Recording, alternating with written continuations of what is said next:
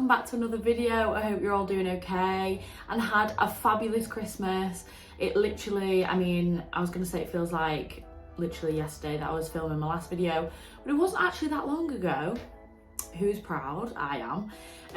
I am getting into the New Year's resolutions early and making sure that I carry on my YouTube content. And I know that obviously coming into January, it's going to calm down a little bit now and not everyone will be going crazy for Christmas nails. So I'm going to have a lot more time, like I mentioned in my last video. Obviously in this video, you've probably guessed by the title, but I am just basically doing a bit of an updated video with regards to becoming a nail tech full time.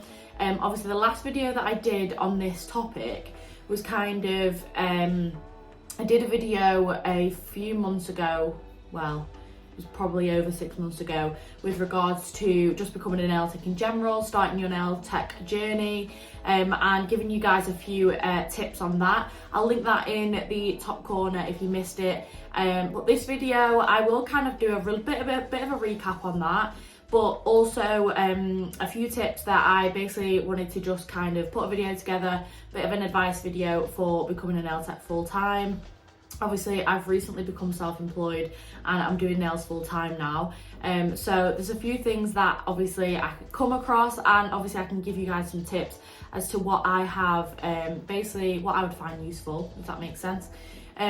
So yeah, that's basically where this video is going. I'm really sorry for the state of me. It is literally, what date is it? I was gonna look on my phone, but I'm filming on my phone. I think it's the 27th today. So it's the 27th of December, and I was literally just upstairs and I was thinking, right, I'm gonna go and I'm gonna film a YouTube video. I'm gonna get this out in a few days, because yeah, I just want to keep updated, want to keep my videos coming. So like I say, if you have any suggestions, let me know in the comments. I didn't know whether to do an updated version of just becoming a nail tech, and then maybe do a separate video for becoming a nail tech full time. But like I say, I will do a bit of a recap. Yeah, like I say, I'm sorry for the state of me. Do you know what? If you know me, like, this is literally what I look like 24/7. Like, never have any makeup on, never have my hair done, never dressed in anything other than a hoodie. So yeah, I'm just keeping it real basically, because this is just what I'm like. So yeah, apologies for the state of me. But yeah, I just wanted to, like I say, put this video together and help some people out. If you've maybe recently either started doing nails or you started, you know, doing it full time, if you become self-employed, then these were just a few tips that I basically want to pass on so that you can get some advice. So let's get into it. So one of the first things that I cannot stress enough, when you are becoming a nail tech full time, this is your only income, which is what mine is now. Doing nails is my only income. Obviously we have Nobu on the side, so obviously we have the salon supplies business that I started probably halfway between 2021, but we are basically not taking any income from that. That is just basically running itself. So my nails are literally like the only income I have. Basically the first thing that I cannot stress enough, which I will only admit that I started doing not that long ago, is taking deposits. I literally cannot stress how important it is to take deposits from clients. And I understand that it probably seems a little bit much sometimes. I don't get me wrong, I hated asking for deposits. You can feel cheeky, you can feel, you know, kind of awkward asking the question, especially for new clients. New clients is mainly where I take deposits, because obviously there's no loyalty there really. They don't know who I am, I don't know who they are, and that is literally the prime person that you need to take deposits from. I think I was only doing nails for a few days when I had my first same day cancellation, and it was a big booking as well. And yeah, they cancelled on the same day and I hadn't taken a deposit. So yeah, literally that is the most important thing is, even if you just take like maybe a percentage of the appointment amount, so if you ask them what they're booking in for, you can take either a percentage. I normally take £10 deposit to secure an appointment. That way, obviously, you are covered if they cancel or if they just don't turn up. Obviously, normally, you can have your own kind of like, what's the word? I feel like that meme where it's like 5,000 years later. Policy. You can have your you can have your own policy put in place. So if you could say, you know, it's a non-refundable deposit, or it's refundable up until 48 hours before. It's completely up to you. As long as you're taking a deposit and covering that slot if they don't turn up, then problem solved. But all I can stress is, like I say, take deposits. It will cover your back if they cancel. At least you're still getting an income. And literally, I have been taking deposits now for probably, I'd say I wasn't doing it for like the first month, so maybe 2 months I've started taking deposits, and I've not had one person have an issue with it. Literally, people don't have an issue with it. If they're going to turn up to their appointment, they will have an issue. So literally, I cannot stress that enough. Take deposits. The second thing that I would say is, obviously, when I went full-time doing nails and went self-employed, I'd been doing nails for over a year, just over a year, and I built up a little bit of a client base. Well, I say a little bit of a client base. I was doing clients most evenings and weekends, and then it basically I was then able to gauge how much I was earning and how much that I knew that I would be earning roughly when I gave up my job. So as long as that was enough to cover my bills, then that was absolutely fine. But I was getting to a point where I couldn't physically fit more people in because there was just no time in the day. But what I would say is, like I say, do it when you know the time is right and you know that you're going to have a little bit of income coming in, enough to basically allow you to live.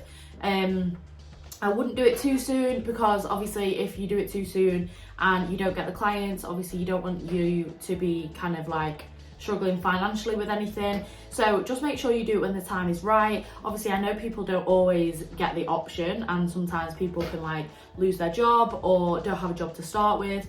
But if you are in full-time work, I would just say do it when the time is right. Don't rush into anything. Obviously, the longer you leave it, the more clientele you build up, the better position you'll be in anyway. So yeah, just do it when your time is right, and don't rush into anything, and just make sure you're going to be covered, and that you're going to look after yourself, and make sure that you are going to be financially stable and okay, to be able to take the plunge and go self-employed. The third thing that I would say is to charge your worth.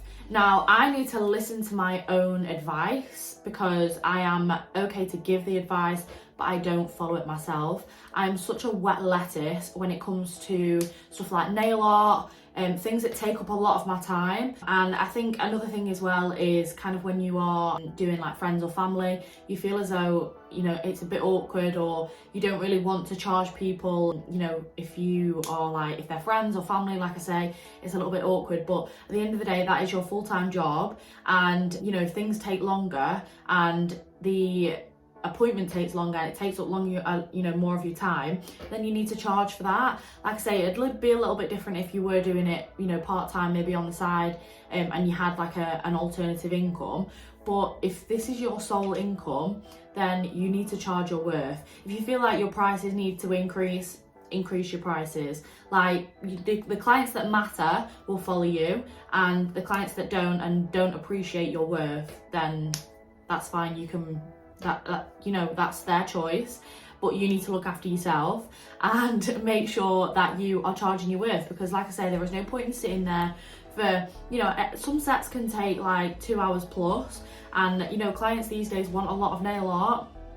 And like I say, you need to charge for that and make sure that you are covering your costs and your time, because like I say, this is your sole income now, so you need to make sure that you are charging what your work is worth. So yeah, that is the next thing. Now, the fourth thing that I would say is to have realistic expectations. Obviously, your goals and the goals that you set for yourself are completely under your control. So I kind of, like I say, I kind of focus on one thing at a time. Obviously leaving my job and becoming a nail tech full time was one of my goals. I didn't really kind of know when it was going to happen, I just knew that it was going to happen. Yeah, so I just think it's important to keep your expectations kind of realistic, but aim high. Obviously set your goals to whatever you want to achieve and you will achieve them. But what I'm saying is to just be a little bit realistic with it and know that it comes with time. Obviously, I am at the moment, you know, the things that I've done in the last year, I could never have even dreamed of. And this time last year, I would never have even thought that I would be where I am now. So kind of doing it full time. I've started my own salon supplies business. It's absolutely amazing. And it's one of them things where you just look back and you see your progress and you're just like, how has this even happened? But like I say, I would just keep them realistic, but like I say, set your goals. Whatever you want to achieve, you will achieve it with hard work and you will get there. And just like I say, just keep looking back and seeing how far you've come. Sometimes I do that. I look back in my pictures and I'm just like, oh my God, as if that was where I was. And like even literally a little bit earlier, I was looking at my YouTube videos and I saw that 3 months ago I posted a video about becoming a full-time nail tech, and I was like, that's saying in the video, oh, I've been doing it full-time now for 3 weeks, and I was just like, it's mad like that now I'm 3 months down the line, and it's just crazy. Like it's time just flies, and you need to make sure that you're achieving in that time because time just goes so fast and you can achieve so much. So just make sure you do it, and like I say, just set your goals and reach them, keep them realistic, but keep them achievable and you'll smash it. Just going on from obviously managing your expectations a little bit, obviously I get questions all the time from people, like people DMing me or comments on my YouTube videos about sort of like clientele, how to build the clientele and stuff like that. Now, one thing with being a nail tech full time is obviously I've been obviously quite busy in the last few months with the run up to Christmas. I probably left my job and became self-employed at quite a good time because obviously it was the run up to Christmas. December has been crazy. September, when did I leave? I think it was September. October, November, like the run up to Christmas has been really good for me. But obviously within the first few weeks, especially when I was just starting off, I'd have like 3 weeks where I'd have like all of my clients booked in within 3 weeks. Then I'd have a week. I don't know why I'm holding this, by the way. Sorry. Then I'd have like a week where I might only have, 1 or 2 clients a day, and I'd have some free time. Now, one main thing that sticks in my head when people message me and say, I haven't got any clients, I haven't done this, I haven't done that, like, how does it all, how do you gain clients and stuff? And one thing I notice is that sometimes people, when they don't get clients, they're just waiting for them to come to them. And one main thing that I do is in any spare time that I have that I'm not doing clients, obviously I do YouTube and I do Nobu, so it's a little bit different. But if I solely just did nails, and obviously there are days where I don't do YouTube and don't do Nobu, is I'm always creating content for my Instagram and for TikTok and stuff, mainly for Instagram. So for getting clients and stuff, it's mainly Instagram. I'm always doing sets on myself, I'm creating designs, I'm testing my skills, making sure that I'm learning new things. And a lot of the time when I post pictures of my sets, it will encourage new clients. So people will see a design and they'll literally reply to my post and say, can I book in for this set? And people often sit there and just wait for clients to come to them, and it's not always like that. You have to, reach out to new people, you have to be engaging with people, and you have to be creating content and always testing your skills. Like, because if you're, say for I'm not too sure how long people go without clients, but it might even be months for some people, and you need to be continuously learning new things and learning new trends and designs and keeping up with the skill, because it is a skill, and you kind of just want to always be fresh with it. And like I say, always creating content, posting pictures on Instagram, and making sure that, that's another idea. I might do another video with kind of like like taking pictures and stuff, because I get quite a few questions about that as well, like how I take my pictures. I mean, don't get me wrong, my pictures are not like amazing, but there has been I think I did a TikTok video on it, of how I take my pictures, how I make my feed look a little bit nicer and cleaner, because I am quite fussy. But yeah, always just be creating content and taking pictures and posting pictures and engaging with people, and it will literally gain you clients just from that. Like I say, TikTok is a little bit different because TikTok is reaching people not just from your local area, it's reaching people from all over the world. So doing TikTok is great, don't get me wrong. And I love TikTok and post on there all the time. But the only thing is that it probably wouldn't be for gaining clients because like I say, the audience on it is from people all over the world rather than just specific to your area. But with Instagram, you can kind of focus on people just from your area.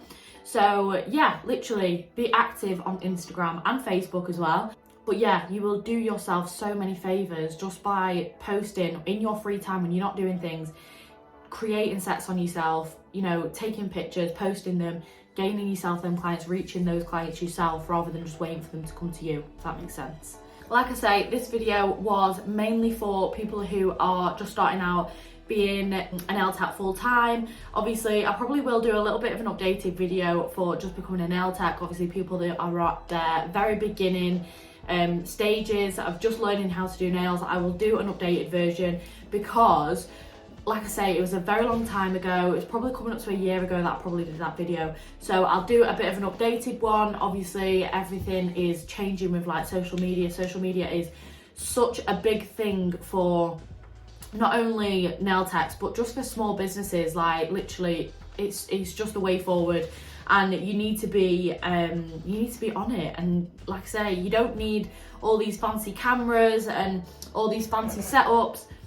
Literally just your phone, a nice background, nice plain background, your skills and sets that you're creating, and that's all you need, and you will do yourself so many favors. But yeah, I hope those few points were helpful. Like I say, I am gonna be like listening to you guys, your requests and what you want to see. Let me know if there is anything specific you want me to go through, and I hope you enjoyed the video and found it helpful. Like I say, thank you so much for watching. Like I said in my last video, it's coming up to a year on YouTube, so I'm feeling very appreciative of you all right now. Thank you so much for watching my videos, and I hope you find them helpful. You guys do send me messages every now and again saying how much you appreciate them and find them helpful, and honest to God, I love reading your messages when you message me and say how, like, if you find it helpful. It literally makes it all worthwhile because I just love knowing that like you guys find it helpful and I'm not just waffling to myself. So yeah, thank you so much for watching. If you want to follow me on my Instagram and TikTok, it's at the Nail Room by G. And yes, I will hopefully see you in the next video. Bye guys.